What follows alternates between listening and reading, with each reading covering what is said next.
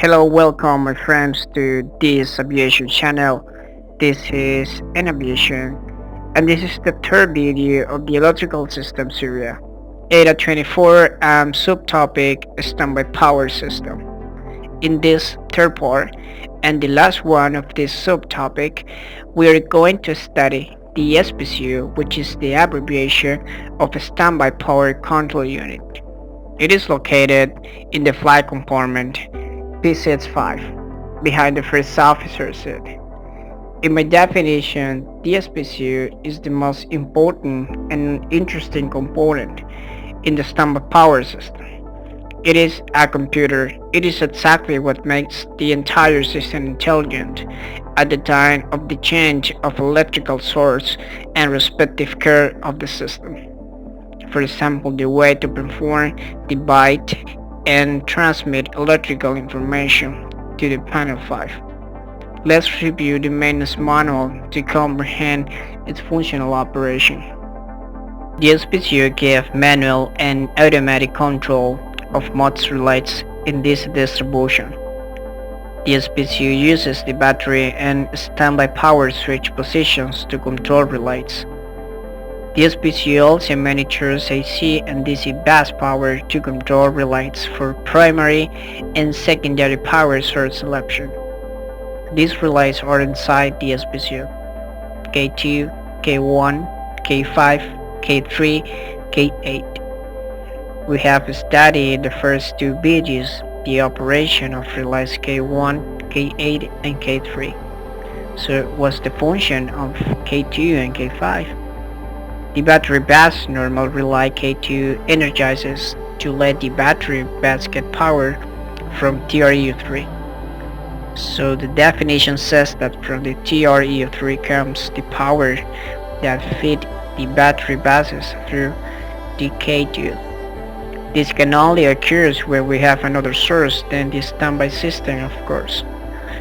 About the other relay K5, the definition says the standby normal relay K5 energizes to let the DC standby bus get power from DC bus 1. The DC standby bus also gets power for AC transfer bus 1 when the relay energizes.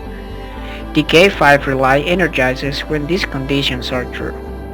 Standby power switch is in auto position. Both DC bus 1 and AC transfer bus 1 have power. And look at this statement. The AC standby bus gets power from the static inverter when K5 is open. I think this clarifies many things we have studied in the standby power system. At the point of this is that the SPCU controls intelligently these relays to energize the bus bars depending on the source, and manually the aircraft crew can see the electrical information thanks to sensory readings from the computer. What controls the SPCU? K1, K2, K3, K5 and K8. Standby buses and battery buses, static inverter, batteries, remote control circuit breakers, DC bus 1 and AC transfer bus 1, and finally the joint work of the battery switch and the standby power switch. What can we see in the panel P513? Number 1. DC ammeter indicates amperage of the source selected by DC meter selector. Number 2. DC voltmeter indicates voltage of the source selected by DC meter selector. Number 3. AC ammeter indicates amperage of the source selected by AC meter selector. Number 4. Frequency meter indicates frequency of the source selected by AC meter selector. Number 5. AC voltmeter indicates voltage of the source selected by AC meter selector. Number 6. Battery discharge light illuminates amber with that switch on position. when excessive battery discharge is detected. Number 7. TR unit light illuminates amber when on the ground any TR is failed.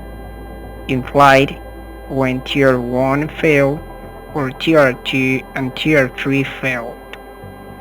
Number 8. Electrical fault light illuminates amber when a fault exists in the in DC power system or standby power system. This only illuminates with airplane on ground. Number 9. Maintenance switch. It's used by maintenance for byte. Byte is the abbreviation of bill in test equipment. Primarily refers to passive fault management and diagnosis equipment built into airborne system to support maintenance processes. So to understand this one, I'm going to use a video that I found on YouTube. I will show you it and share with you the link to go directly to the channel where I got it. That was wonderful for me to find it. We appreciate it.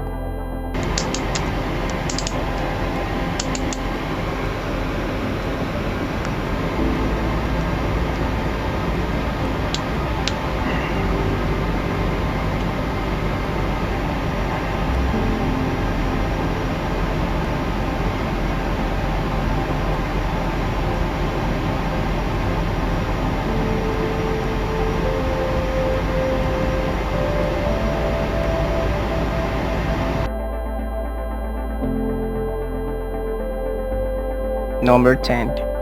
DC meter selector. Selects DC source for DC voltmeter and DC ammeter indications. The position test is used by maintenance for byte. Number 11. Battery switch. You guys already know it? Sure. Number 12. AC meter selector. Selects AC source for byte for AC voltmeter and AC ammeter and frequency meter indications. The position test is used by maintenance for byte. Switch number 13 sends a signal so that the main battery daily energizes and the electrical system of the passenger cabin. The switch number 14 energizes the installed components in the passenger seats, entertainment system in flight, and other things. I won't explain them clearly due to I need to go further so that we could understand its functions. The entire line of 737 aircraft manufacturers don't have these switches, and eventually when there is made a load shedding, it is necessary to place them enough in order to release charges to the electrical system during an emergency. Until this point we finish with the standby power system. There is something that I want to advise you guys, is that when you are reading, when you're studying the maintenance manual, you will find there some contradictions that for sure they are not contradiction. Is that the maintenance manual talks in a specific conditions, specific situations when adaptation is going to occur, right? So that's what happened there. Sometimes you will find it, and if you find it, so that's the reason. I really hope indeed this information helps you. If you want to give a contribution, please don't doubt it. Leave your comment. If you have any question, with the most respect, please wait for the next video of this series. Subscribe for more videos, and see you later, guys.